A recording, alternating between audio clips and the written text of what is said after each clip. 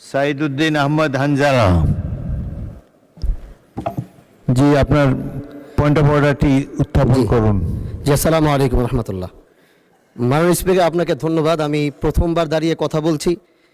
আসলে এভাবে কথা বলতে চাইনি, চেয়েছিলাম যখন আমার সময় আসবে আনুষ্ঠানিকতার ভাবে একটু সুন্দরভাবে কথা বলবো, কিন্তু দুঃখের সাথে বলতে হচ্ছে আমি গত 30শে মার্চ আপনার সহধর্মিণী, আল্লাহ তাকে জান্নাতের আলা মাকাম নাসিব করে, আমি তার জন্য দোয়া করি। তিনার জানাজায় আমি এসেছিলাম এবং উপস্থিত হয়েছিলাম। দক্ষিণ প্লাজা থেকে যখন আমি ভিতরে ঢুকবো, একদম কাছাকাছি পিছন থেকে কেউ একজন আমাকে সম্বোধন করছিল, ওই যে জঙ্গি এমপি যাচ্ছে।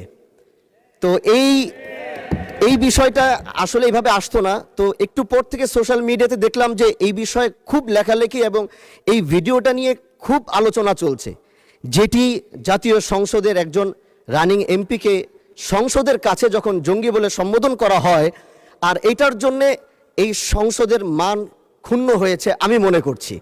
এজন্য আমি আপনার কাছে একটি অনুরোধ করব, আমাকে জঙ্গি বলার কারণটা আমি যতটুকু মনে করলাম যে আমার মাথায় একটি পাগড়ি রয়েছে এবং আমার চলায় সাদা পাঞ্জাবি সুন্নতে রাসূল রয়েছে, এটার জন্য হয়তো তিনি আমাকে ওইভাবে জঙ্গি বলে সম্বোধন সে আমাকে করেছে। আমি মনে করি আল্লাহ নবীর সুন্নত এবং এই পোশাক কোনোদিন জঙ্গির অ্যাসেম্বল হতে পারে না জানার সবাই। এই জন্য আমি আপনার কাছে একটি অনুরোধ করতে চাই, মাননীয় স্পিকার, আপনি সিসি ফুটেজ যেটি রয়েছে, আপনি যদি মাননীয় স্বরাষ্ট্রমন্ত্রী এবং সংসদের সার্জেন্ট অ্যাট আর্মসকে যদি আপনি একটু অনুরোধ করবেন বা তাদেরকে একটু নির্দেশ দিবেন যে কারা এই কাজটি করেছে। অবশ্যই এই কাজটি এই জন্য করেছে যেন এখানে আমাদের বিরোধী দল যারা রয়েছেন এখানে তাদেরকেও হয়তো তাদের সম্মান ক্ষুণ্ণ করার জন্য হতে পারে, ওখানে প্রশাসন দাঁড়িয়েছিল, প্রশাসনের সম্মান ক্ষুণ্ণ করার জন্য হতে পারে।